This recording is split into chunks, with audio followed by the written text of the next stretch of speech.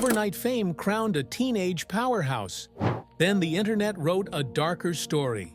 This is the heartbreak behind Courtney Hadwin. Not a rumor, but the weight of talent and expectation. Let's deep dive in. The spark. Imagine the first audition. The stage lights cut through the darkness and find a teenager who fidgets at the edge of a dream.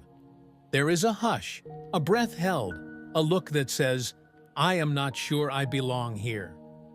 Then the first bars hit, and suddenly the room is different, because the voice is not gentle, it is gritty and raw, and it belongs to someone who has lived 1,000 stages in her head. The audience stands. The judges light up. Somewhere a kid at home learns that shy does not mean small, and scared does not mean silent. That clip finds a life of its own. It moves across countries and languages. It lands in group chats and family threads with captions like, "You have to see this." It becomes a feeling that people return to when they need a reminder that talent is real, and every so often it surprises you. For Courtney, that is both a blessing and a trap. The blessing is obvious. Doors open, stages call, opportunities arrive that only a tiny fraction of singers ever get to touch. The trap is quieter. It is the way people lock you inside that one moment. They want you to have that feeling forever. What most people never see is the work, the warm-ups, the rehearsals, the days where the voice is a little stubborn and the body feels tired and the schedule asks more than energy wants to give. Then there is school, friends, family, the ordinary life that gets braided together with something extraordinary. It is beautiful. It is also heavy. The spotlight does not only illuminate, it exposes. The box we build around prodigies. The internet has a habit of giving people crowns they did not ask for. It also has a habit of building boxes around those crowns. Courtney became a symbol quickly. To some, she was the new age echo of a classic rock storm. To others, she was proof that raw talent can break through any gate. Labels like that feel flattering. They also squeeze. If you sing a certain way once, people ask you to sing that way forever. If you move a crowd with a sound, they want that same sound and that same feeling on command. What begins as celebration can harden into expectation. The language we use adds pressure. Words like prodigy sound like a gift, and they are. They also imply perfection. They imply that growth should happen on schedule and that brilliance should be repeatable, measurable, algorithm-friendly. When a teen is living inside that narrative, every choice is suddenly a referendum on potential. You try a new style. People ask why you are changing. You repeat the old style. People ask why you are stuck. Either way, the comments arrive. That is the hidden tax of public talent. This is where the heartbreak quietly enters. It is not a dramatic fall. It is the way a person is asked to be a memory instead of a musician. It is the way views become a barometer, not just for a song, but for a sense of self. And it is the way the world tries to keep you in a room you have already outgrown, because the room is convenient for everyone else. The quiet years are not empty. After a viral moment, silence is misread as failure. When the feed is not overflowing with new clips, rumor machines kick on. Where did she go? What happened? Is it over? The truth is simpler and more human. Artists need time. A teenager especially needs time. Time to learn, to write, to figure out what a voice can do beyond that first shockwave. Time to be a person with friends and inside jokes and nights that do not involve stage lights. Time to decide what kind of music feels honest when nobody is watching. Talent is the spark. Craft is a long road. The quiet years are studios, notebooks, voice memos, open mics, listening to other singers until your influences blur and your own tone steps forward. They are meetings that go nowhere and ideas that go everywhere. They are trying songs that later feel wrong and trusting that the wrong ones taught you something essential. These years do not look good on social media, but they are where an artist is built. Here is the heartbreak that nobody sells. Growth is not dramatic. It is incremental. It looks like 2 steps forward, 1 step sideways, and another step that only makes sense months later. When your audience first meets you as a lightning strike, anything less than thunder feels like silence. For the person doing the work, the silence is where the lightning learns to be a storm on purpose. The algorithm and the artist. There is a modern villain in this story, and it is not a person. It is the machine that decides what we see. The algorithm favors novelty and certainty. It loves familiar packaging and instant payoff. A young artist who breaks through with a particular style is encouraged to recreate that style endlessly because the machine rewards what it already understands. That is good for clips and bad for growth. Courtney, like any evolving singer, becomes a tug-of-war between 2 truths. Truth 1, the performance people fell in love with is a real part of her. Truth 2, she is allowed to be more than that part.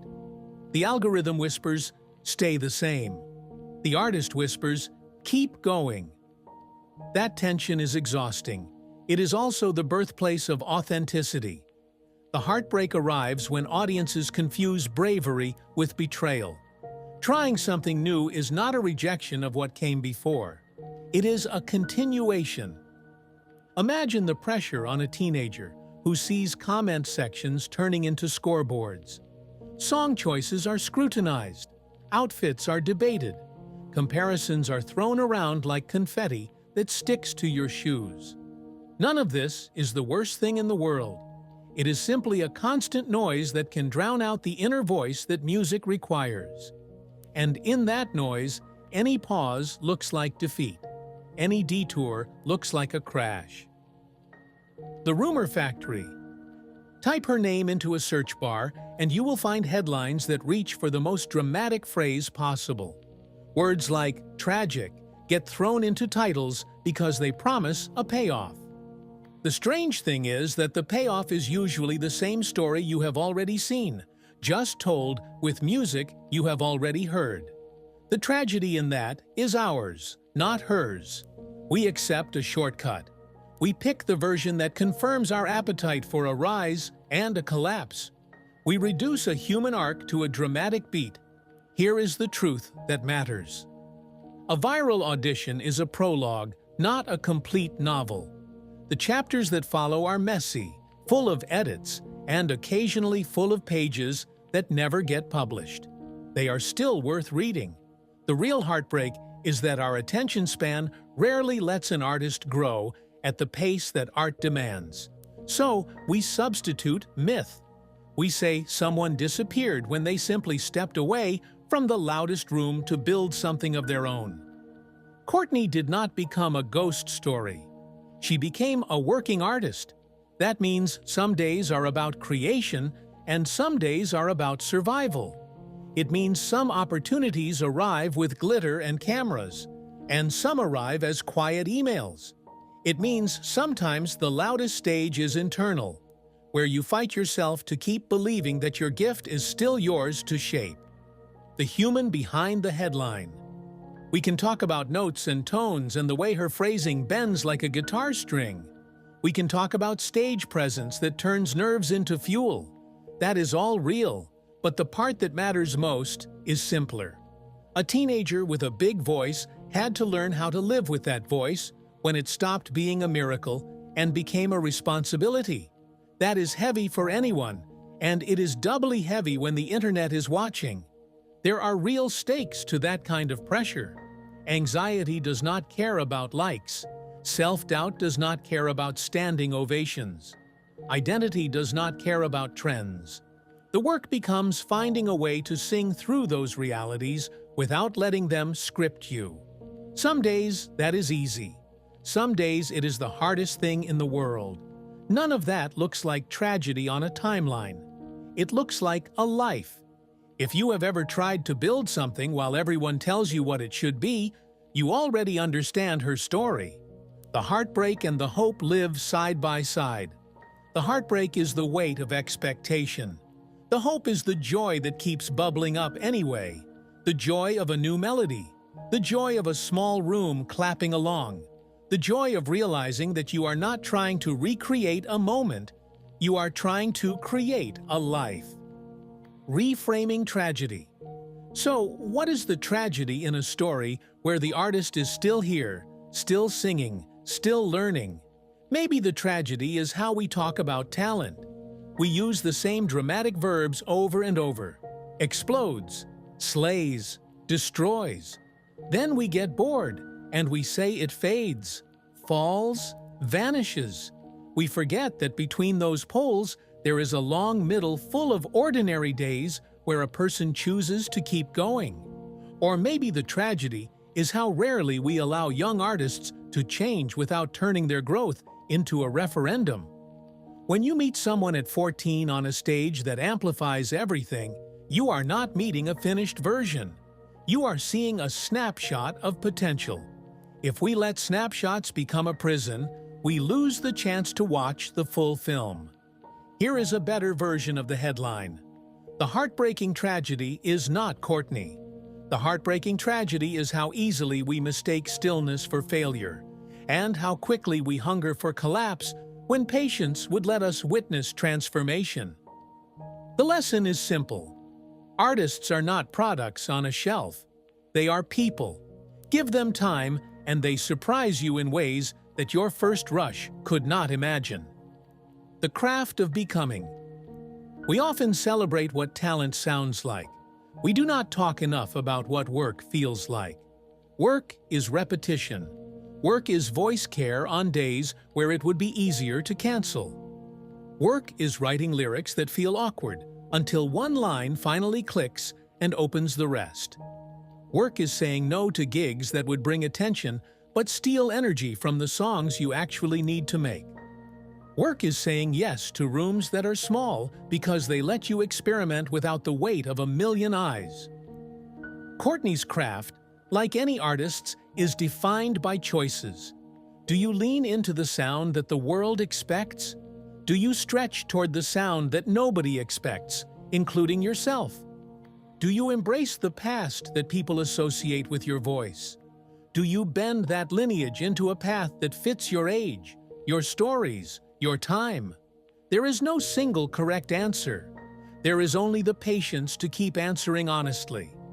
This is the part of the story that rarely trends. It should, because that is where artistry stops being a flash and becomes a fire that can last.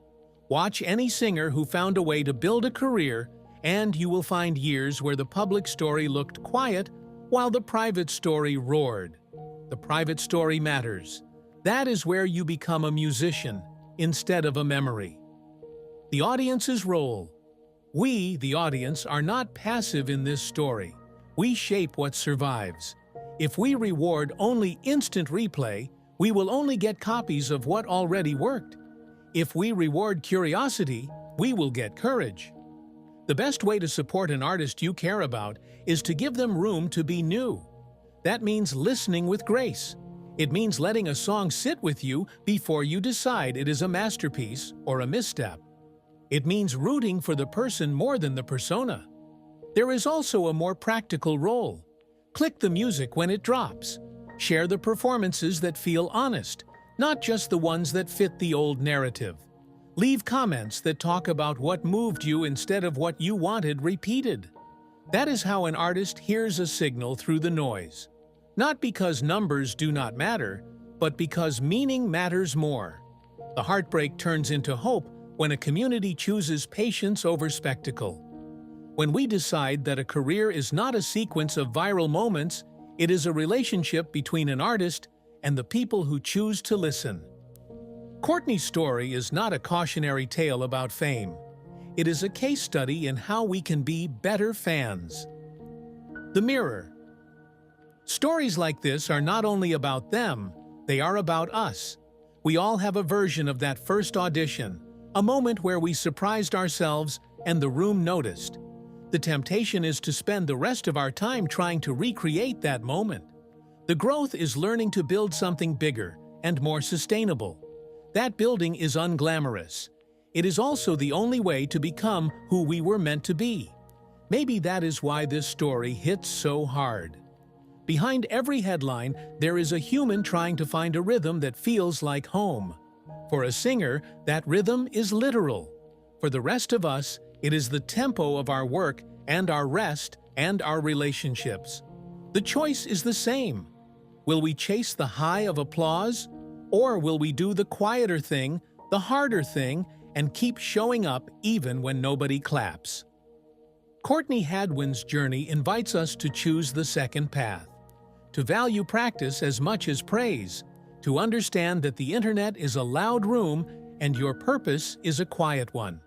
That does not mean running from the stage. It means arriving on the stage as yourself, not as the comments section expects. A different kind of ending. If you came here expecting a headline that collapses into gossip, I hope you leave with something better. The heartbreak is not what the algorithms promise. The heartbreak is that it is so easy to miss the beauty of a career that grows at a human pace, because the internet trained us to expect fireworks every Friday. But there is a better ending. The better ending is a singer who keeps showing up.